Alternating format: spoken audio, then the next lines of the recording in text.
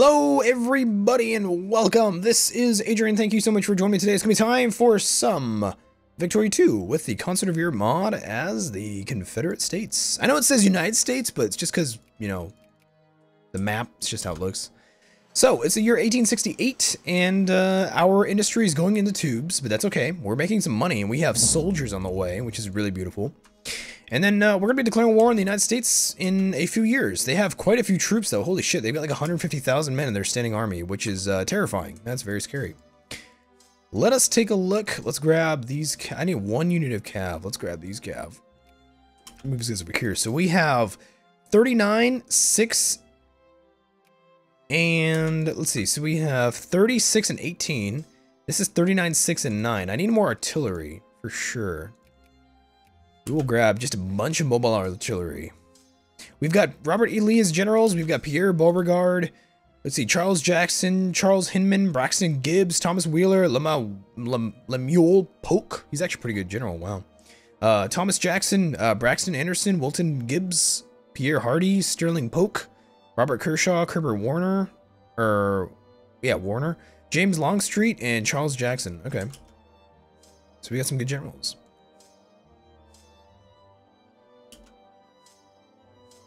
So we have this army here. This 5th army is guards. This is not really regulars. These are more guards. And then this army is mostly just regulars, yeah. I think even probably a couple conscripts in there or something. Oh yeah, these are infantry. Yeah, these are infantry. These are Mexican soldiers. Hey, look at that. The shogunate is in control of Japan. That's pretty cool. So we need more artillery. Artillery is actually really important because if you can have a front line of just a bunch of, you know, cavalry and infantry, and then you have artillery, dude, you just destroy the shit out of enemy armies. Artillery is really, really important. That's why the Americans, they have like 21,000 artillery in their armies because it's really that strong. So we're going to want to put artillery in many of our regiments. I'm actually going to go ahead and get rid of this dragoon. I'm going to send him back to the pool, to the manpower pool. Let's grab these artillery. Let's actually go ahead and not make the rally point New Orleans. We'll make it a naval rally point, but not a army rally point. Yeah, I need way more artillery, dude. Please give me artillery. Thank you. We have Jacobin rebels. That's unfortunate. What do they want? There's an American unification movement. That's interesting. They have a Texan liberation movement. That's also interesting. What do the people want? They want religious education, apparently. What do voters want? Voters want, yeah, religious education. Okay.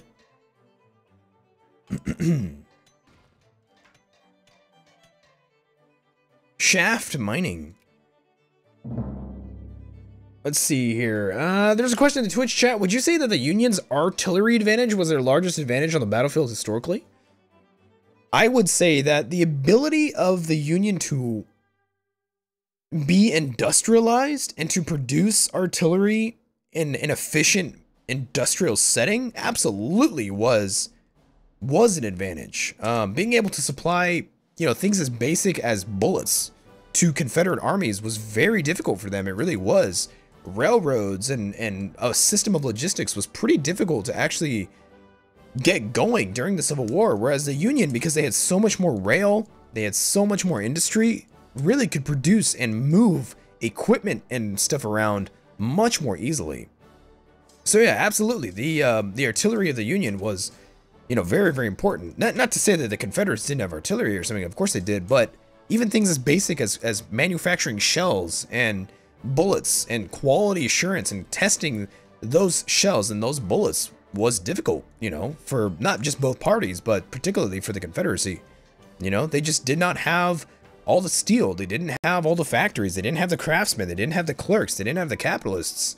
They didn't have as much of it as the Union did. And it was an absolutely decisive advantage over time. Right? It's kind of like Hearts of Iron 4 in that sense, I suppose.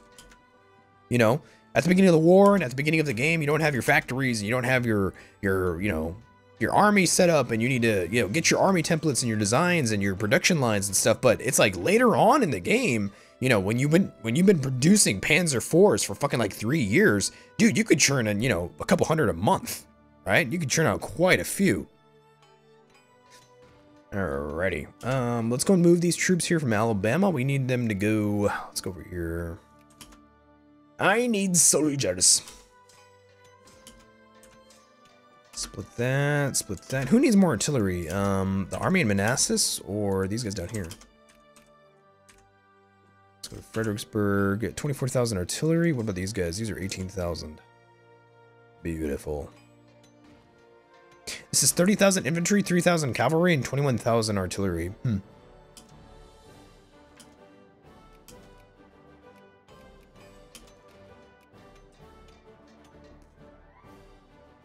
Do I have any other troops anywhere? Ooh.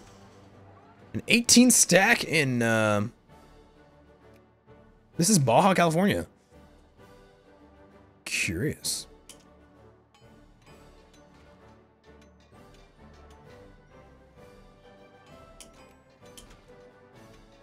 Dude, we have no factories at all. Wow. Our factories are just closed. It's unfortunate.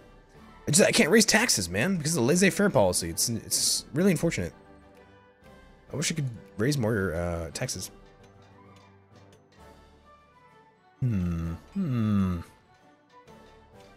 Okay, so let's take a look at our decisions. I think we're going to take the right to secede, and we're going to take the Second Austin Manifesto. We're going to take both of those. Let's go for nationalism and imperialism, and then we're going to grab some military tech after that, so we can be ahead of the Americans. Absolutely. How are we doing with the British? We're going to make sure relations are high. It's going to be 1870. We will need to probably declare this war in 1870. Let's see. Speech in Parliament. All pops get mad.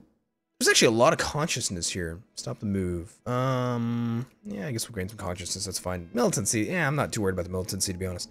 Wildcat bills. Yeah, we must not let the whims of profiteers dictate the national economic policy. Let's see here. Some people in the Twitch chat are talking about Robert E. Lee. Particularly him as a general. Somebody in the Twitch chat said, Lincoln fired 5 generals before any generals got competent, but the Confederacy had men like Lee from the start.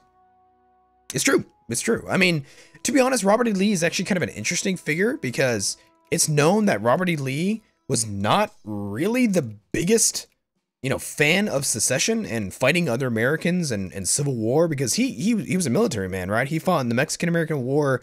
He had seen a lot, and he was a very, very wise man, and he had seen, you know, quite a bit of death and quite a bit of bloodshed. And so the idea of Civil War to him was appalling, as it is to anybody, right? Nobody wants to kill your brethren and things like that.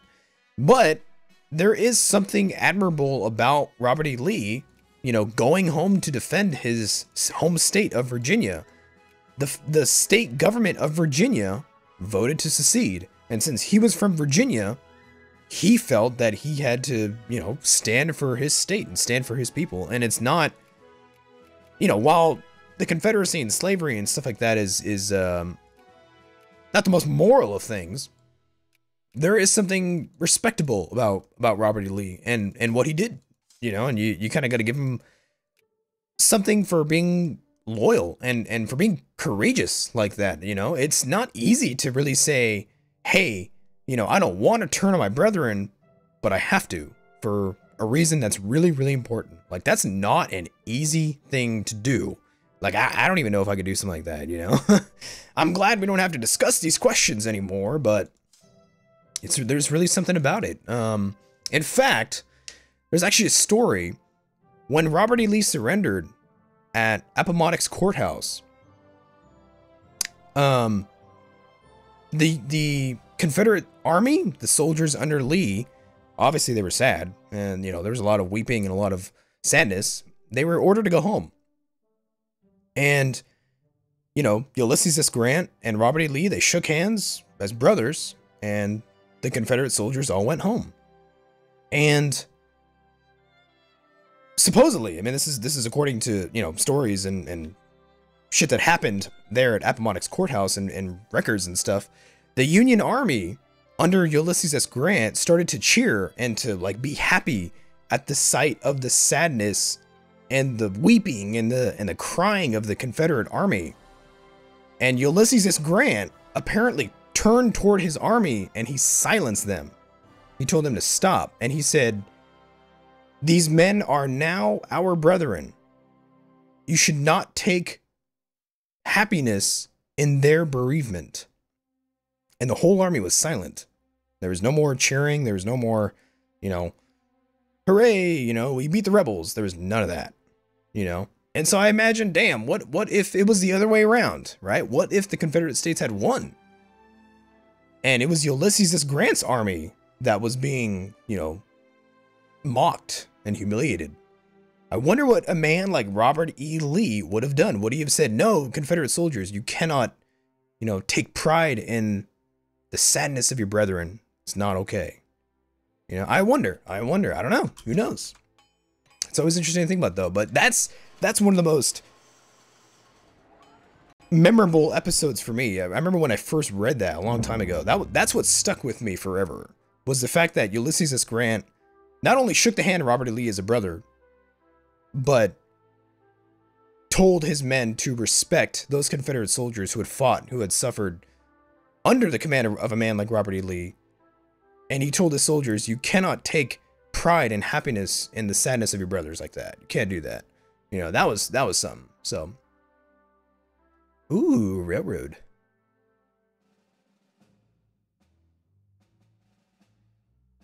Militancy. Thompson, Arkansas. Yeah, I'll take the railroad. Thank you. I will take the railroad. I want, yeah, let's, ooh, we have Polish artillery in Atlanta, Georgia. That's interesting. Let's grab some more artillery. I think I do need the artillery. I probably want like 30,000 artillery each for each of these stacks. I might have to move these artillery to this stack when we attack the Americans. I'm thinking that's what we might have to do. Whoa, what changed here? Oh, the British colonizing up here. Holy crap! The British have seized Alaska. That's weird. That's kind of interesting. That is kind of interesting. Okay, so it's year 1870. It's about to be 1870. We need to get nationalism and imperialism. We'll grab some of these army techs.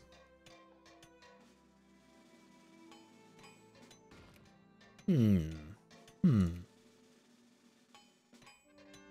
World's Fair. Holy shit, 250,000. Yeah, we'll spend it. We'll see, because I need the prestige right now. We need to get up higher in our rank. We need prestige. Hey, let's take a look. What's going on with this? People want religious education. We will go ahead and satisfy them. We actually probably should push for public education. Because once we push for public education, we will get education efficiency plus 100%. Yeah, absolutely. Absolutely. Yeah, we'll go to the World's Fair. Well, we wouldn't, you know, it wasn't held in our country, but that's okay. Take a look. So we have 18 man of wars and 16 frigates. They have 16 man of wars and 5 frigates and 8 transports. Okay. Well, that's gonna be interesting. We are building forts, I believe. Our military forts are now finishing up across the realm. That's good. Let's grab. Let's take over here. Fayetteville, Memphis. Oh, we don't have any money. That's right. Yeah, we just spent all our money. Shit. Damn it.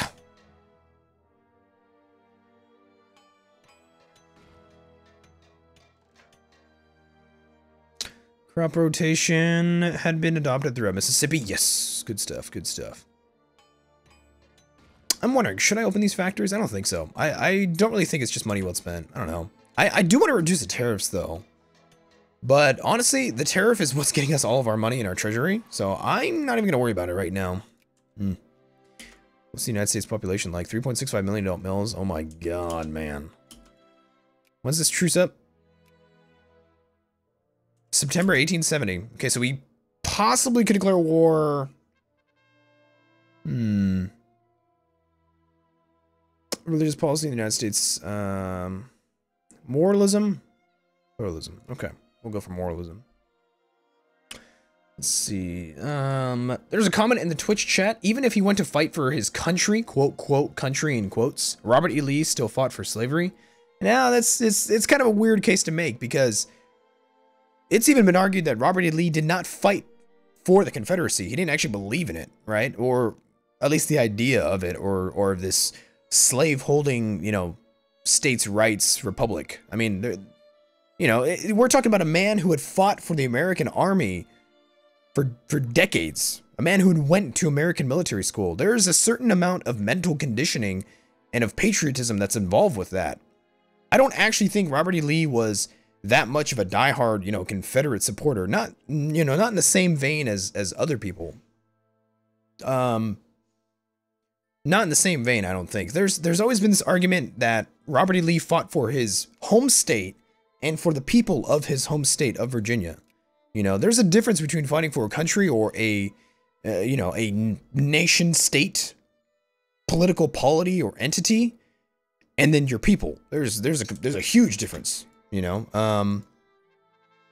Just depends on how you look at things. Let's see, an orderly election, yes. You know, the United States is a polity, is a political entity. It could just as easily be, you know, destroyed as it can be fabricated in your head. But the people who live there, like the American people, you know, your people, if you choose to see them that way, that's something that's like different than just your country. You know, I think you could probably say, hey, I don't fight for my country, I fight for my people. And it just depends on who you're talking about, because they might not be the same thing, I guess. It's interesting. Evil at the altar. There's something rotten in the choir. We'll go for moralism. Yeah.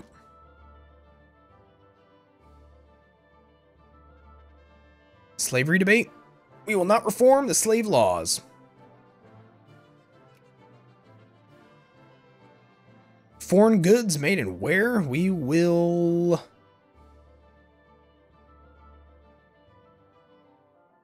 protectionism, thank you.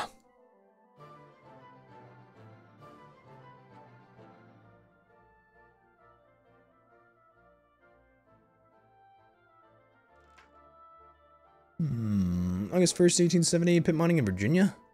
Shaft mining. Okay, yep, we got one more month and we possibly declare war on the British. I do want to, let's see here. The British are fighting a war over there right now. How many troops do they have in Canada? Ooh, they have quite a few. Yeah, I think we do declare this war. We should be okay. We're going to take all of our corps back and probably Maryland, too. What's the front line? We have 12 and 10. Okay.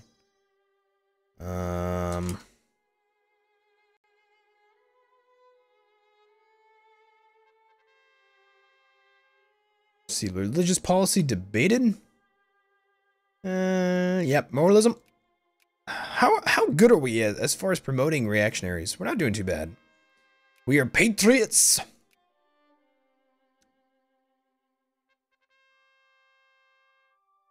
Ooh, 35% state capitalism supporters.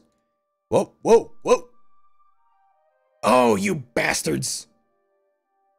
United Kingdom declare war on the US. We will support them in their war. They have called us, requesting that you come to their aid in the Second British Liberation of Idaho. We will fight this war. Let's go for Maryland. We're going to add that as a war goal. Okay, we are at war with the United States. But I'm actually going to go ahead and take a quick break here. We will leave this as a cliffhanger for the next episode. Thank you so much for watching as always. Please make sure to like, subscribe, and comment. And I will see you in the next one. Thanks so much.